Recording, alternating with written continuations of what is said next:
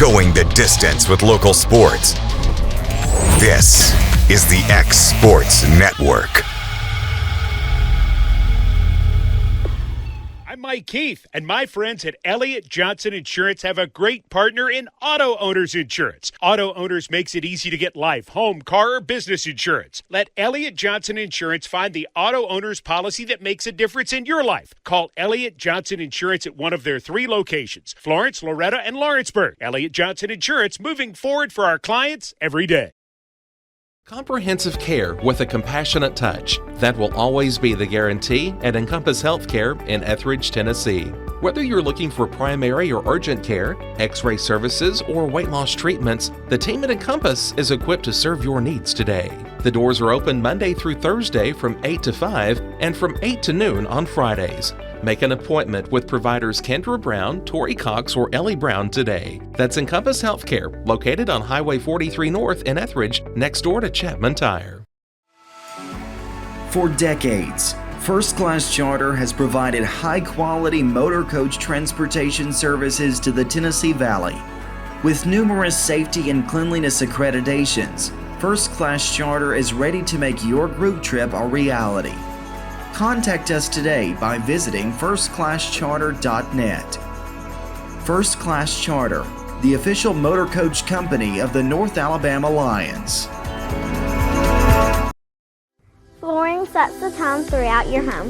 For flooring that makes the right first impression, start by choosing us, Floored by Justin. A one-stop flooring destination. Our new location stands alone for unequaled customer service and selection. Owner Justin Story's mastery of custom hardwood inlays means every room can have a custom look. Discover how the right choice of hardwood, laminate, carpet, or tile can set the tone in your home. Contact Floored by Justin today. The Summit of Lawrenceburg is the premier senior and assisted living community in the region. The Summit makes it home for you or your loved one with diverse suites that welcome and encourage community, plus gathering spaces, neighborhoods, daily activities, and a wonderful staff that supports you every day. Hi, I'm Tara Blue. I'm the new director of the Summit, and we would like to invite you and your family to come and tour our facility. We would love to see you here.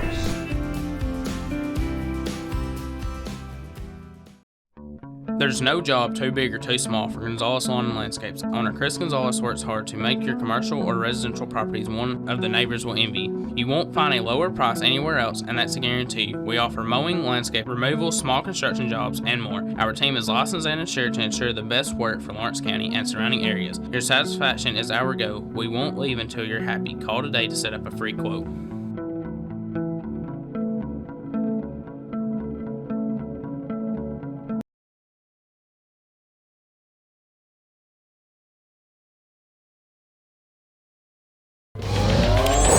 Going the distance with local sports. This is the X Sports Network.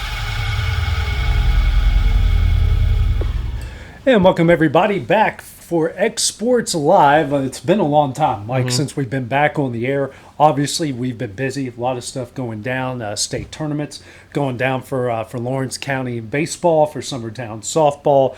Unfortunately, neither one of them came away with the state championship, but both of them competed really, really well while they were there. And it's just fitting how crazy things are. Like, we have literally a whole season, no bad weather. Yeah, no. Like, it didn't rain at all. Like, and we were seeing record droughts and all of this stuff. And then in 1 week, all hell breaks loose. Yeah, it was insane because I was thinking that, honestly, when we saw the forecast for last week, a couple weeks ago. And I was thinking, man, I literally only had one game rained out all year. And it was in the middle, the fourth inning or something like that of a game. But other than that, it had been, a couple cloudy games, maybe a raindrop here or there, but relatively a dry regular season. Didn't have a whole bunch of games canceled, moved around. So it made for a fun regular season and an early postseason. But, boy, when you got to Murfreesboro, as things typically do, it got wet and it was a problem. It was a major problem. I didn't, obviously, on the baseball side of it, didn't have it as bad as what Summertown softball did. They certainly had their fair share of weather delays at probably the worst possible times that you can have weather delays with all of that going down. But just to create, I always joke with preachers and ministers I've gotten to know, I'm like, I hate every single one of you that pray for rain. I really do. Like, it's great for you, because you don't have to go out and broadcast. You don't have to go play. These kids have to play in it. But, like, I hate when you guys are like, we're so thankful for the rain. It's so nice and green out. I'm like, it's like to sit in a hot, stuffy press box for 2.5 hours with no food, not fun, no water. And if you have to go pee, you got to run like 75 yards in a dead sprint. Yeah, that's rough. Yeah. Not fun. Take your green and take it to God. Yeah, that's as far as I'm going to go. I'm not. Well, I would say I joked. I came in, saw Taylor this morning, and asked him if it was going to keep raining. He said forever, and so we might as well go buy, build some wood and go build an ark. I mean, and it hasn't stopped. And thankfully we're out of that, but we have needed it. My grass certainly looks a whole lot better with it, but we certainly needed it. I just wish we didn't get it when we. I would say could have waited a week. It could have. And it would have been a lot more beneficial for everybody. But obviously, state tournaments, you got, I don't know how many teams you had in Murfreesboro. It was 64 at least from baseball and softball, at least class 1 through 4A. So let's just put a bunch of rain in there in a double elimination tournament. That'll work. Yeah, but hey, good on them. They got through it. I know there's probably a lot of people that wish they probably would have loved the opportunity to do it at MTSU. The way the weather was, because Saturday certainly was not a good situation. They had to move everything up to Friday. But before we get into what happened, shout out Richland baseball. Yeah. What a year for Richland athletics. I mean, really, what a great year. You win girls basketball, you win baseball, your football team, other than your state championship year, this is the furthest that they have ever gone. What a year for Richland athletics. They go there, defeat, Eagleville's kind of been that team, that school in 1A for a long time. You defeat them in the state championship game. What a year for the Raiders. Yeah, and it was a crazy game. Both teams hit a 3-run home run in the first inning, so you knew it was going to be fireworks from there. And obviously, we know what we're getting with Eagleville. It feels like I was just about to look. It feels like they've won the state championship for the last 5 or 6 years, and or at least they're in the mix. Yes, I was about to say, I would say pretty close the last half decade. So to see somebody new go up there and actually be able to kind of slay Goliath, so to speak, it was great to see. And for it to be Richland, sort of a somewhat local team to us, it's cool to see. Yeah, they're great. Love the people there. Always loved going there. Maybe sooner than later. Yeah. There might be an Exports Network school. We would certainly welcome that on. Oh, yes. Certain things got to happen to make that happen, but we would certainly welcome it on. But man, what a great year! You do what you did in football, girls basketball. You do what you did in baseball this year. It's certainly worth celebrating, absolutely, for them. But let's start with the Summertown softball team. Made it to the Final Four. Got very, very close. But did what they did, got some big wins, came up with some clutch plays, and just ran into some really good competition. And that's just kind of part of it. When you're in the state tournament, things like that can happen. And they ran into some really good teams at the wrong time. Yeah, and that Marion County team was dangerous. On day one, they put up, I think, 8 runs in the 6th inning against Scottsdale, and then the next day they put up 7 in the 5th on Summertown. They were a team that just got better as the game went on. And when you get to this point in the season, it's kind of hard for that to be the case. Usually it kind of feels like you're dragging to the finish line because you played so many games, you're so tired. It seemed like that was not the case for Marion County, and they were able to ride that all the way to the state championship game, where unfortunately they ran into Community, which was kind of Summertown's problem at times throughout the season. And man, I mean they were waiting for Summertown if they were able to make it to the state championship. And ifs and ifs. What's the saying? Ifs and buts or something. Something like that. I can't remember whatever it was, but if Summertown would have beaten Community at one point during the postseason outside of the district tournament, they would have been on that side of the. It's all those things that go through your head, which are pointless at this point in time. You get there, you get to Murfreesboro. It's a great accomplishment, and and if you're going to lose at some point in these tournaments, and it's wild that two teams. From your district make it to the Final Four, and one of them wins it all. Yeah, and they had it set up perfectly, obviously, with both sides of the bracket. We've seen that around here with girls basketball and volleyball, but to see it now happening on the softball side, it's incredible. Now, it wasn't a Loretto-Summertown matchup like those have been in basketball and in volleyball, but still two incredibly talented teams at a District 9. Yeah, and just again, great season for Summertown softball. Just super thrilled for them. They've built something really good there. Greg Burleson started it.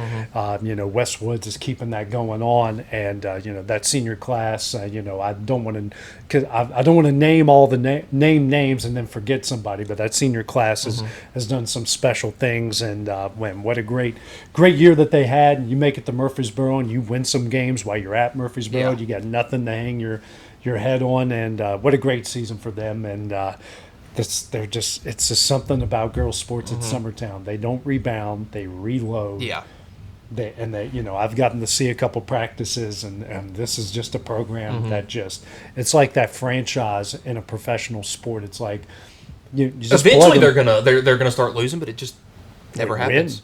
Win. I would say from the time I was in high school, it was always, okay, they have a senior class of 5 or 6 of them going out. Maybe they'll be down next year, and then they're better. Yeah. And then the same thing happens every year. It's like, oh, they're losing a big group of seniors. They'll be down next year, and they just never are. So that's across all sports. So the coaches up there have done an incredible job. Amazing job. And speaking, volleyball makes it to the state tournament. Basketball, girls basketball made it pretty far. Got pretty close. And then you have this part of it. Softball makes it to the state tournament. And then you see what tennis has done, what golf has done. They're sending a golfer, Ella Busby, to a D1 school. So you've got talent there. They've developed that talent, and they've made it something pretty special over there at Summertown. Well, and even you mentioned in girls basketball, they didn't make the state tournament, but they lost in the sub-state to the state champion at their place by like 5 or 6 points. Exactly. I mean, they were right there in everything. Yeah, I mean, it's crazy. It's crazy how good we got it here. Well, I would say I just looked overall in baseball this season. Our teams went 66-32, and softball 61-46. So you combine those, it's 127-78. It's a 62% win percentage, and you can't beat that. Yeah. That's why when I make the final score, I don't have many down nights. No. Putting together the highlights. Let's move on to the baseball in Lawrence County. First time since '77. You run first game to Greenville, and one of the best pitchers in the state. And had their opportunities early. I mean, they put 7 hits on this guy, and they weren't like little dribblers through the hole. These were some rockets that they were putting out there. Could only capitalize on one of the opportunities. Unfortunately, let a bases loaded, nobody out situation get no runs scored in that, and then he got progressively better as the game went on. Braden Morrison puts on a really good pitching performance, only gave up 2 runs in 5 innings. He got out of some really significant jams there. You're playing the defending state champions, a team with a lot of experience, and it showed at times. There was some things that they were able to take advantage of, and then the next day, you're on the wrong end of the highest scoring game in state tournament history. You go down 6-0.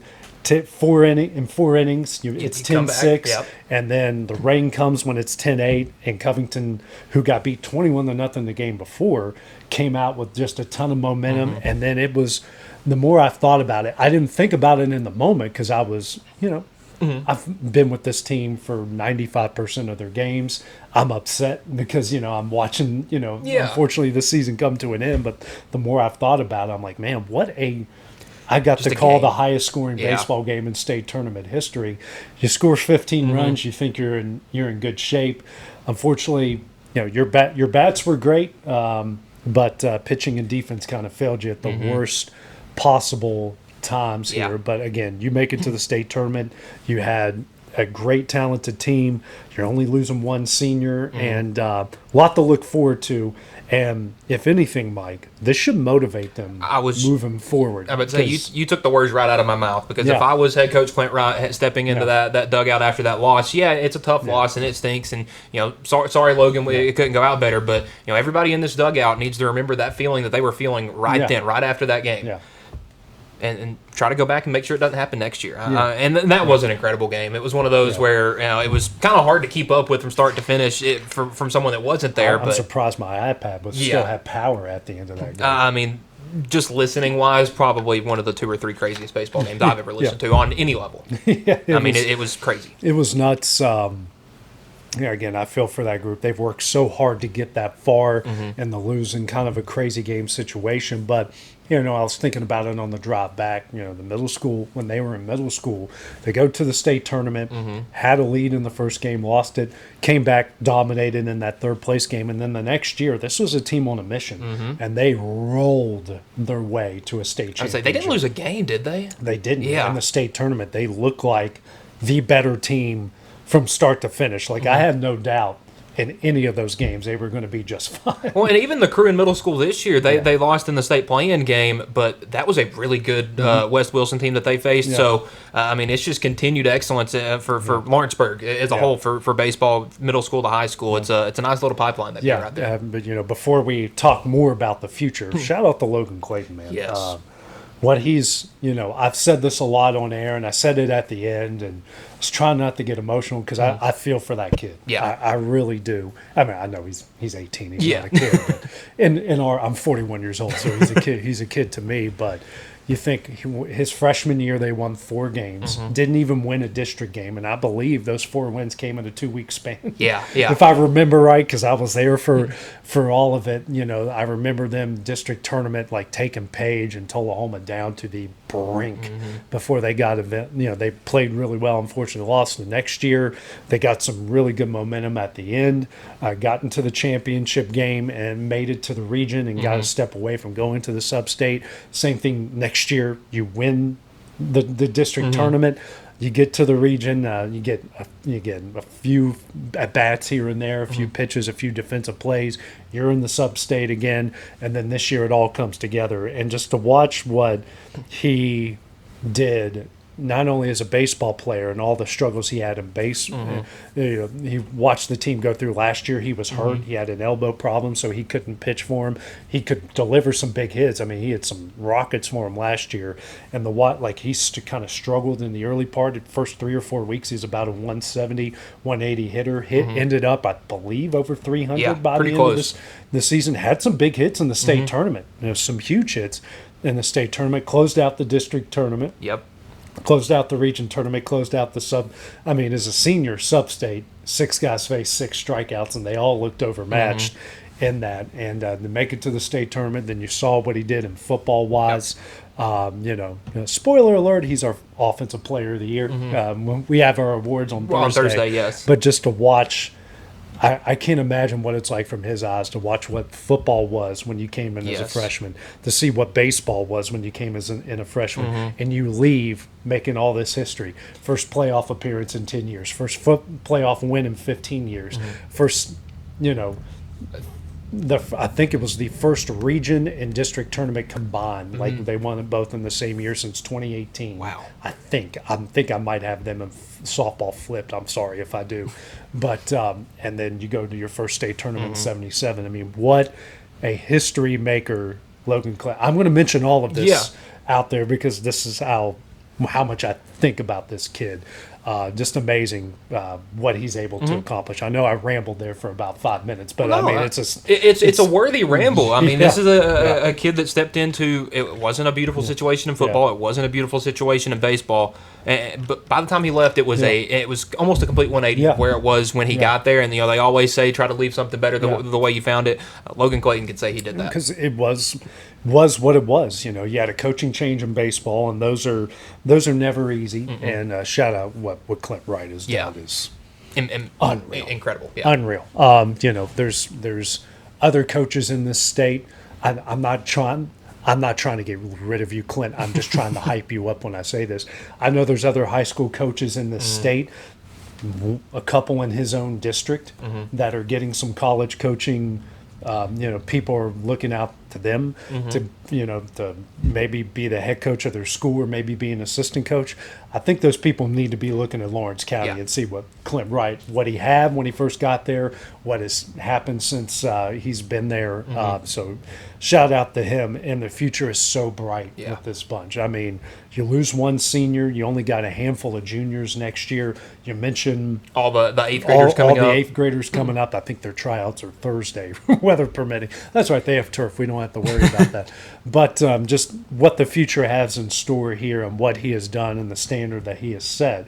I know he's kind of beat himself up, on some of the things that happened in those games. And but again, with what he has coming back, honestly, if he'll probably do this, I don't need to put an idea in his head. He might, take our game, those 2 games, and put them on all the TVs.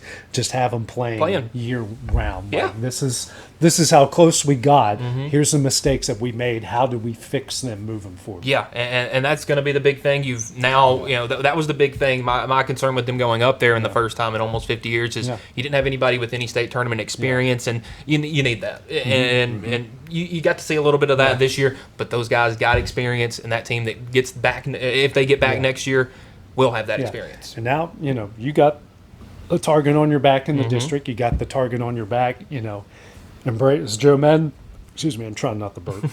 As Joe Madden says, embrace the target, be ready to rock and roll. Yep. The Cubs did that in 2016. I'm a Cubs fan, obviously. But that's what they did, and they're going to have to embrace that target because they were the hunted for a long time, basically since 1977. You were the hunter. Now you're going to be the hunted, but you're still hunting because you won. Your ultimate goal is a state championship. Yeah, and I think that's a good way to not keep them, too, I guess satisfied with what they've done is you're going to have a target on your back now. But here's the thing: you're not going to get to avenge that state tournament loss unless you get back. You got to get back. Yeah, and those are the Greenville loss might not hurt you as much. You might not think about it. The Covington loss. That stinks. And you treat every American Legion, AAU, whatever travel ball tournament you play in, treat it like the state tournament. Get in that mindset that every at-bat that you take is a big game at bat. And I have no doubt that these guys are going to be back in that same spot. By the way, I hope we go back to Smyrna because they treated us really well there. Shout out to the athletic director, the whole baseball coaching staff, everyone that came and hung out with us in the press box. Great staff out there in Smyrna. Those people were amazing. And I hope 3A goes back there next year. And I'll admit, it feels like anywhere we've gone on the baseball side of things, going to Murfreesboro, the way that we get treated is awesome. Yeah, I mean, they're incredibly nice. Riverdale's Smyrna. Great. Smyrna's incredible. It's actually easier to get to Smyrna than some of the other ones. Yes, because it's not too far off the interstate. But man, they treated us like gold. Great people there. Definitely have to shout them out. Now, Mike, it's crazy to think about this because I know you were the same way. I couldn't mentally look ahead. Yeah. But now we've sat on it for a few days. We got to start looking ahead to volleyball and football coming up. Yeah, and I would say it feels like, we just got done with sports. Okay, let's go to a rest. But, man, volleyball, I mean, they pick up sometimes before school gets back. Typically, the first day of school, they're playing games. And football, I mean, they're going to get started in the middle of August, obviously, probably starting some spring and summer workouts now that school's out. So it's curious to see what all these teams are going to look like next year because some of them are still having to have tryouts, this, that, and the other, try to figure out what the squad's going to look like. Loretto got their team. I saw they announced there. They sub-state team last year. Summertown, new coach, but you're returning a lot of that nucleus back. Lawrence County of Leah Dixon and that whole bunch. But it's going to be a fun fall. And then you think about it on the football side of things, fall-wise, Summertown has new coaches in volleyball and football. Bryson his second season at Loretto, Garrick his second season at Lawrence County. How does Loretto bounce back after a tough year? How does Summertown respond to a new coaches? How's Lawrence County bounce back after making history? Exactly. Yeah. Well, it's a whole lot of questions to answer this fall because and they were set up so well by what was done last fall that Well, like what is Bryce and Loretta going to look like in year 2? What is Garrick and Lawrence County going to look like in year 2? And then, for Coach Busby up there at Summertown, it's going to be his second stint as a head coach in this county. So curious to see how he does in year number 1. Absolutely. But we'll get to that later on down the road. Yes. We got to let him get some practices in. But we're going to be talking through him throughout the course of the year, obviously. Just because we have no games, we do have Babe Ruth, though. I think it kicks off in a week or 2. Yes, pretty soon. They've already had tryouts. I know they're whenever the weather will allow them to get some practices in. So have to make it an indoor sport this summer. every Monday and Tuesday, we're going to have Babe Ruth here. Mike, myself, and we're also adding Luke Maddox and Kate Schultz with us here. So you're going to get used to their voices, whether you like it or not. But I'm sure you're going to like it because Luke and Kate are great guys. And next Tuesday, we're going to have our first movie. Yes, I'm really excited. We're doing sports movie reviews, and we're going to do some. We haven't came up with the name of our list show. Yeah, but we'll every Tuesday something different is going to come down, and we're still going to do X Sports Live every Monday, Wednesday, and Friday. Schedule might change here and there depending on vacations between us and whatnot, and we might just sit Luke and Kate up here and just have them let them run a show. Let them run a show every now and again. But coming up next, Mike, the NCAA tournament. We've got the Lady Vols in the College World Series, Tennessee baseball in the Group of Death over there in Chapel Hill, and plus we have one member in the we've got a member in the NHL and the NBA finals. So. No, just the NBA. NHL, they're still playing, right? I believe so. I've been watching these games, and yes, they are both still playing. Yeah. So, but we still need someone out of the West in basketball, and the West and the East are still going hockey. We'll take a look at all that when we return here on X Sports Live, brought to you by C&B Linen. Financial advisor Scott Beasley knows time spent with family is everything. As a founder of Beasley Wealth Management, his mission is to give clients the freedom to enjoy time with family without the burden of financial concerns. A local of Lawrenceburg, Scott deeply values building relationships with clients, ensuring they make informed decisions concerning asset management, tax planning, and retirement planning. Offering a free initial consultation, Beasley Wealth Management helps clients pursue their aspirations with confidence. Banking made simple and convenient. At Builtwell Bank, we're here for you. Whether you're making a milestone purchase or saving for retirement, our dedicated financial team will walk with you every step of the way because we care. From personal banking accounts to making sure your business and commercial needs are met, we'll make sure you have a dedicated Builtwell banker that understands your unique needs and goals. Serving Lawrenceburg and Summertown. Come see us today. Member FDIC. Got a dent, a ding, a scratch, or a bent fender? Major or minor, Car Country Collision Center in Leoma can fix you up. Car Country works with all insurance carriers, gives free estimates, can work on foreign and domestic vehicles, and has experience you can trust. They've been in business since 1990. Unfortunately, accidents happen, but you can get your car back on the road with as little hassle as possible with the help of Car Country. Call 931-852-4708 or stop by at 2567 Highway 43 South in Leoma.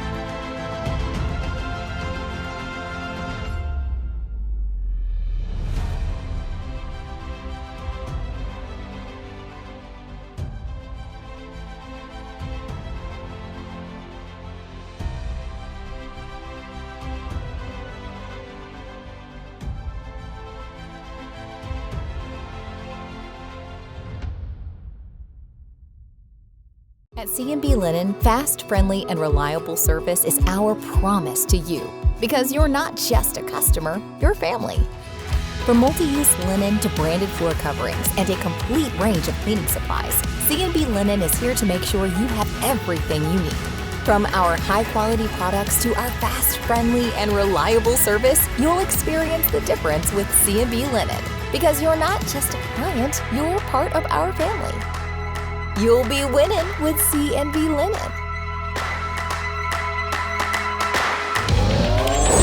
Going the distance with local sports. This is the X Sports Network. And welcome back to X Sports Live, brought to you by C&B Linen. AJ Good here with Michael Marks. Mike, we went through our local schools and our local season coming to an end, but that's not the end yet. We've got the NCAA tournament coming up. Baseball, softball is in the College World Series. Lady Vols making them back-to-back years. Who do they got? The mighty Texas Longhorns in the first an SEC game. Yeah, UT versus UT, Orange versus Orange. Yeah. When do they play? That will be Thursday, I believe, is the opening round. And then I think the NCAA baseball tournament is Friday. All Friday. So looking at the breakdown baseball-wise, the SEC got 12, the ACC got 9, the Big 12 got 6, Sunbelt got 5. Yep. Of course, the year Marshall just sucks. Yeah. Last year, if 5 Sunbelt teams would have got in, we would have gotten in. Yeah. Would have gotten in. They were projected to be a top 4 team. Didn't happen. Big 10 only got 4. Yeah. Nebraska, Oregon's. those 4 are really good. Conference USA got but look 3. look at 3 of those 4 teams. They're not even Big 10 teams. It's Oregon, UCLA, and Pac-12. USC. I would say Big 12, 2 and then a Big 12. Yeah, with the Nebraska. So they're not even real Big 10 teams. That's right. But yeah, and I think 3 Pac-12s and a Big 12 team. Yeah, I'm actually not. There's not too many things I'm upset with about this tournament. Now, I know the big thing about college basketball is you get the March Madness tournament and let's immediately talk about who they missed. Yeah. College baseball is a little different. They didn't miss much. They didn't miss a whole lot. I think Oregon a little high seedage wise, but they threw them in a region with Oregon State and Washington State to give it an old Pac-12 feel. Yeah. I think Mercer really got hung out to dry. Coach Gibby. They were top 25 in RPI, and they won. And he's done nothing. I used to work in Macon, Georgia, where Mercer is, so I got to know Coach Gibson really, really well. Still talk to him on a pretty regular basis. Gibby, as everyone calls him. I haven't talked to him yet, but they got shelled. They got the rough end of that one. I bet he wishes they would have not canceled that Kentucky series. Yeah. Because if they win one of those games, they probably would have taken the series when they would have played it. But all he's done there is win 30, 35 games a year. Been one of the best teams in the SoCon. The Citadel went on a run there. Yes. Military school makes it in, but man, they I hate it. I hate it for them. Because Mercer was really fun. They were that midweek team you did not want to see in the South. They were beating up on it. Which is why Georgia never schedules them for midweek games. Exactly. That's a fun conversation for anyone to have with Coach Gibby. He hates Georgia. But it's really funny how many of those schools from a Sun Belt, the Conference USA, the MVC. Conference USA got 3 teams. Yeah. Jacksonville State, the Liberty, MVC, and Missouri. Those 3 and 4 seeds that get in from those, you do not want to see them. You got teams like Missouri State, like Jacksonville State, Texas State. You don't want to run into those teams as a 3 seed. Yeah, and Oregon State got in as an independent. Oregon State and Washington State. Washington State won the Mountain West, so shout out to them. Let's get to Tennessee's region. They got to go to Chapel Hill. The first game, noon on Friday against East Carolina. Then you got North Carolina and VCU. East Carolina won 36, Tennessee won 38, North Carolina 45, VCU 37. I'm looking at some of these other regionals, including the one that my boys are hosting, and I'm like, man, a 5 seed. Yeah.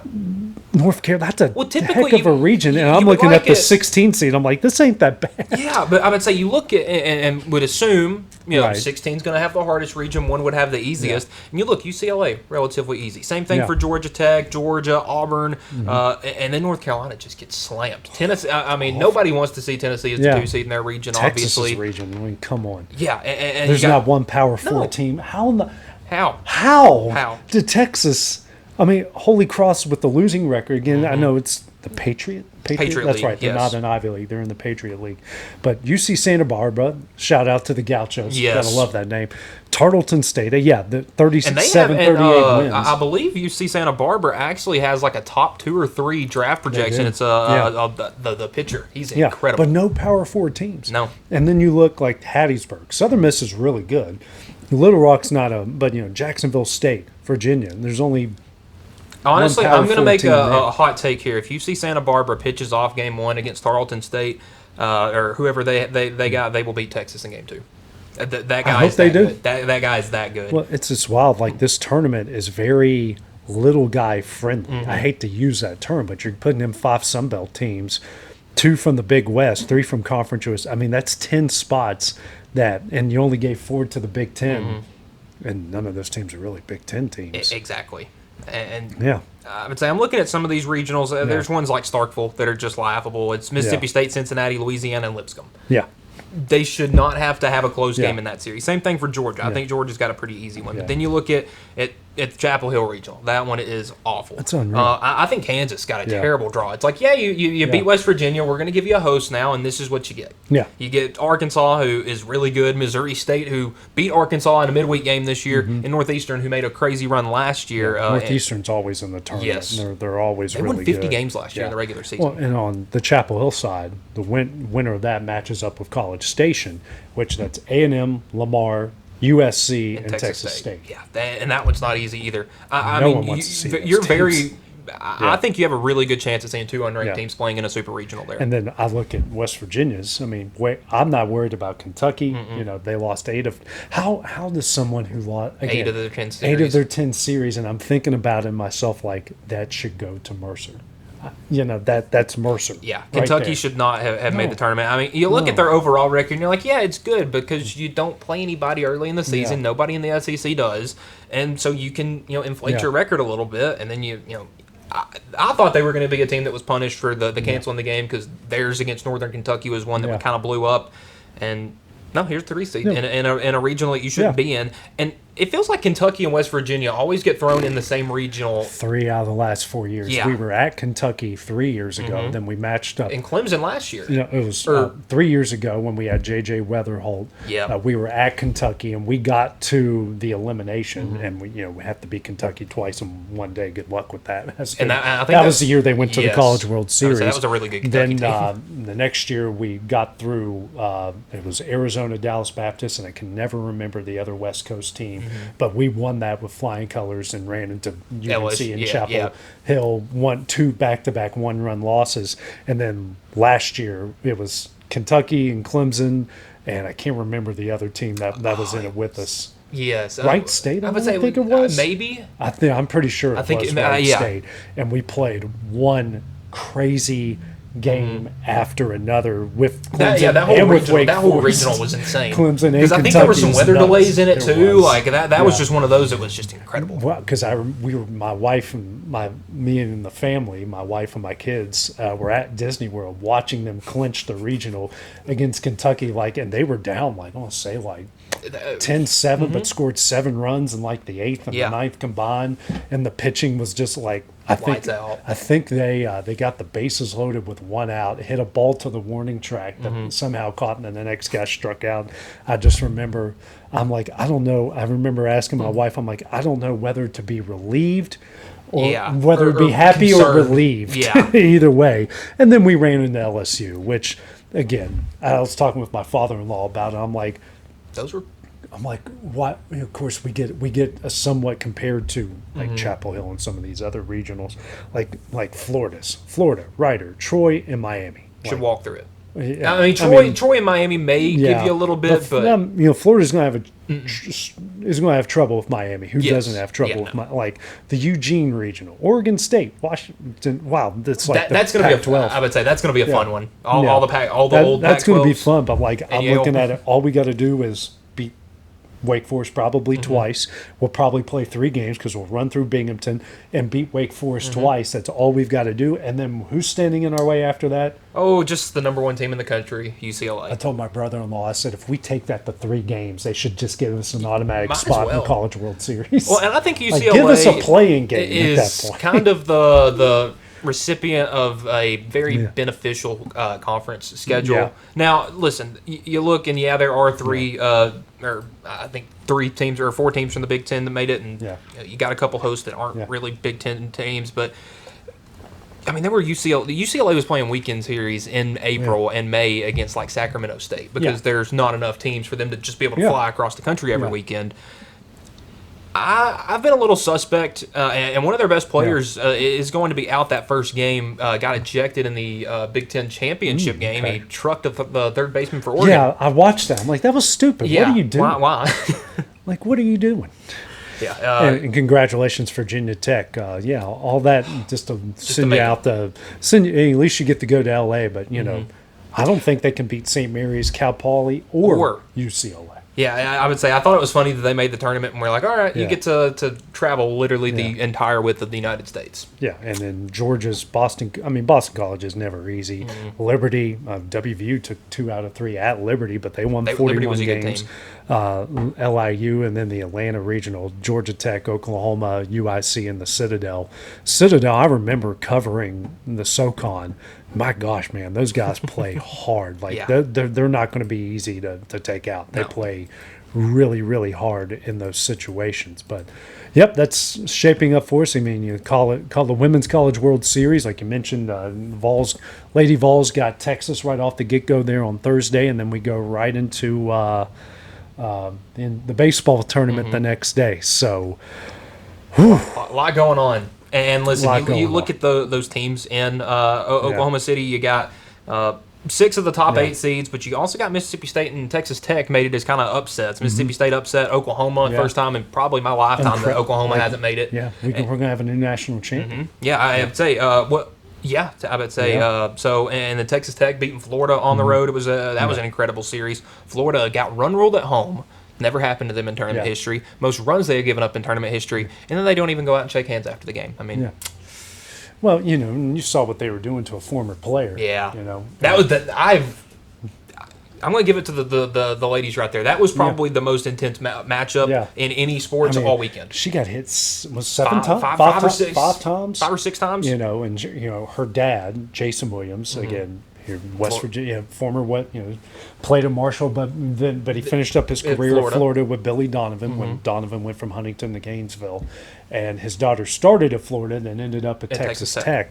I think it was the game 3 when she got hit on the knee, and then they were like, Texas Tech's bench was screaming "F you." Yeah, I would say that first inning of this game. I would say I turned it on because I was kind of curious because Texas Tech had made it to the championship game last year, and they had spent a lot of money on a roster this year, and then they hadn't performed as well. Turned it on, and man, they were just putting it on them. Yeah, and momentum's a crazy, dangerous thing if you can find it at the right time. So you got to love the intensity, man. Yeah. It just shows that I know NIL has changed a lot of the college sports landscape.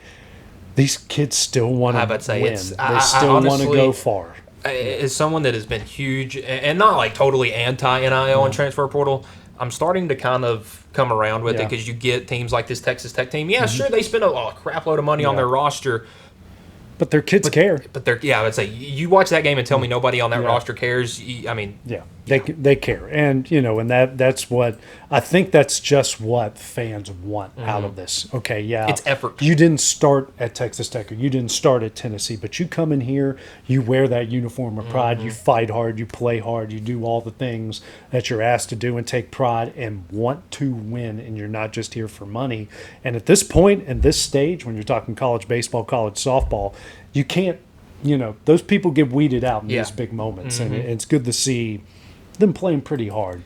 Yeah, and see, I've kind of come around on that because you go back and look at Tennessee in the 90s and Alabama and Florida in those times.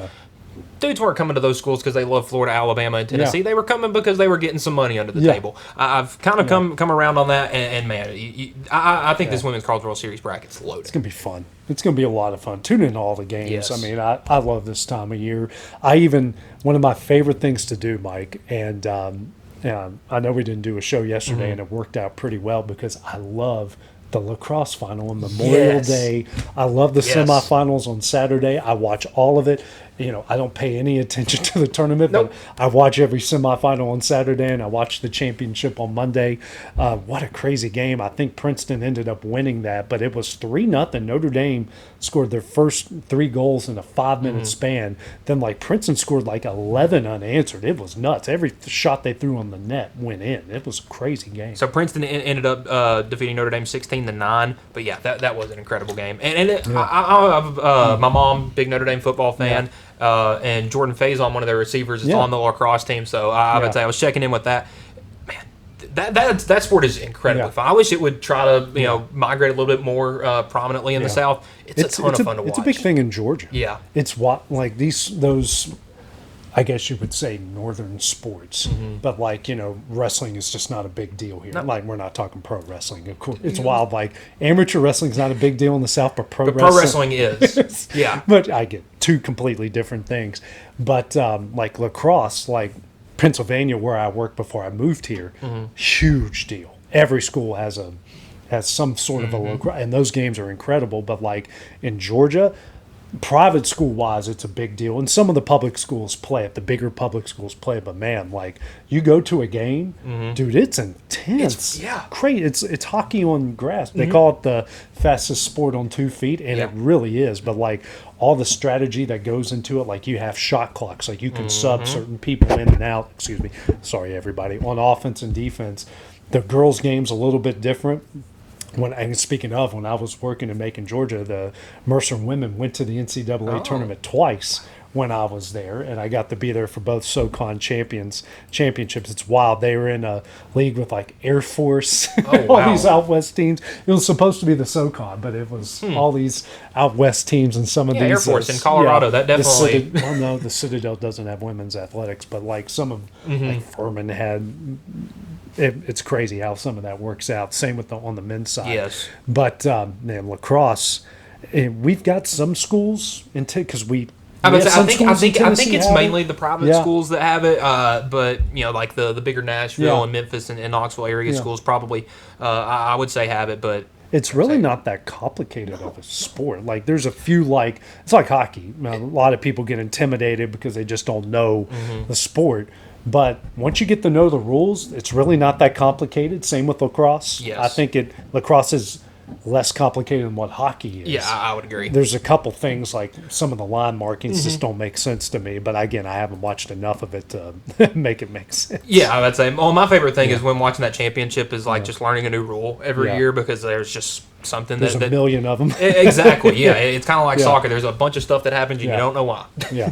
Well, Mike, to the pro side of things, the Knicks. Man, just steamrolled a 43-point win against the Cavaliers.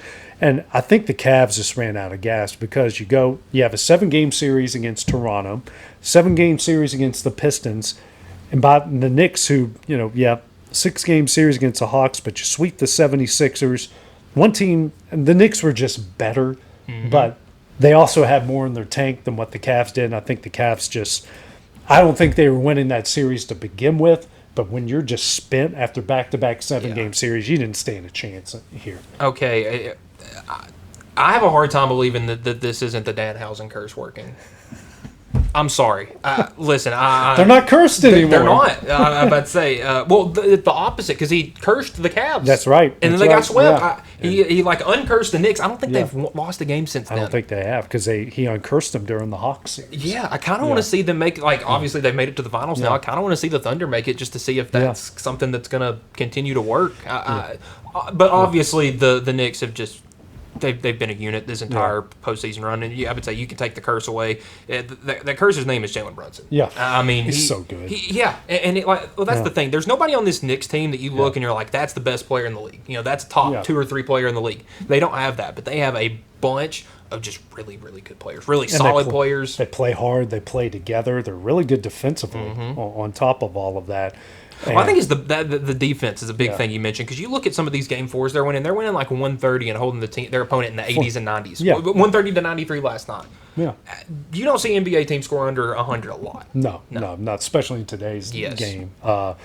the Spurs and the Thunder, that feels like a game. Oh my gosh. That's going 7. Yeah. I mean that's a heavyweight matchup. That's Ollie, Holyfield, stuff like that. I mean, Thunder, it's just too big, guys. Even though it's tied, the Thunder just kind of feels like they don't know what to do against the Spurs because of Wemby, because of the other bigs, because they're not afraid of them. They're not afraid. Okay, yeah, you're going to get some silly fouls. I'm not meant like committing silly fouls. Like you're going to get some bad ones called against you. But it's like they're just not afraid of that. They're not afraid to still play physical. To still play hard. And I don't know if OKC's really responding to it well. Yeah, it's the series is even, but when the Spurs win, they look completely flummoxed, like they don't know what to do. Yeah, and that's kind of what we've seen from OKC is, they've done a really good job responding, after losing game 1, because I thought after that, honestly, that San Antonio had a pretty good hold on things.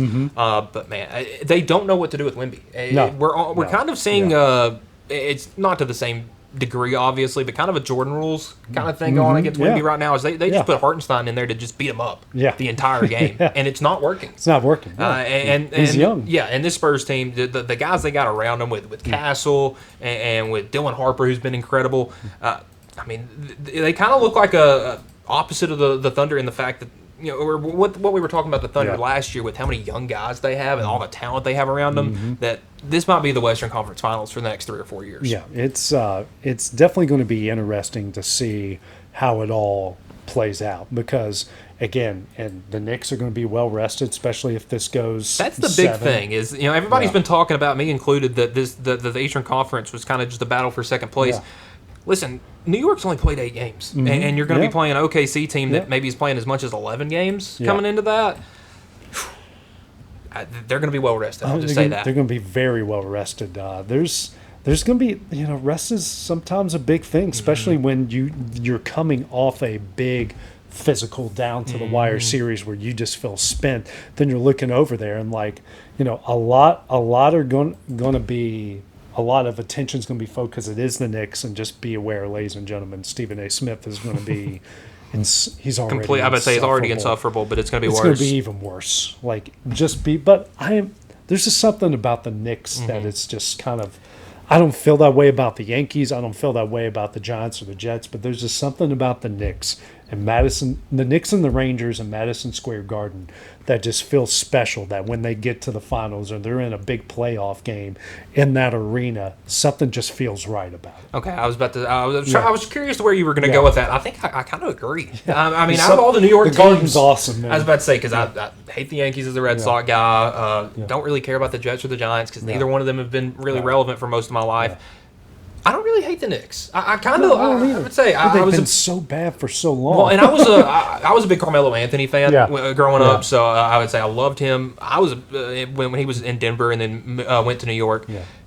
They've just always kind of been there, and they weren't a team that I really disliked at all because it felt like Boston never really had too much problems with them. But they've been a fun team to watch. Getting all those Villanova guys and and they're doing, other than Brunson, they're doing it with no superstars, and that kind of feels like the New York way. And and it's the Rangers were not good this year at all, but it fits New York really well because the Knicks are kind of like that's the Hollywood team. That's a team all the celebrities go to, but then you got all of these working horse guys for the people in the upper decks that they can get behind, where the Rangers have always felt like the working class team.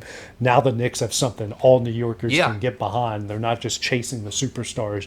They're chasing guys that fit what they want to do. Exactly. And I think that shift has been what's helped the Knicks because, at this time last year, they had just fired their coach, and we were sitting here thinking, what are they doing? Yeah, they need to find somebody that fits their system, fits their guys, that can get them back here. And 365 days later, look at where they are. Wow, they're on a roll. But hopefully, we won't find out. Well, we'll see who takes advantage in the series by the time our show comes on tomorrow. Mike and I will be back for Exports Live tomorrow. We're going to talk about that game. We're going to look forward to some local stuff, and then we're going to. Iowa State's AD made some controversial comments. Then Greg Sankey's come out making some comments. I know you've got a lot of thoughts. I've got a lot of thoughts. We'll tackle all that tomorrow on Exports Live, brought to you by C&B Linen. Going the distance with local sports. This is the X Sports Network.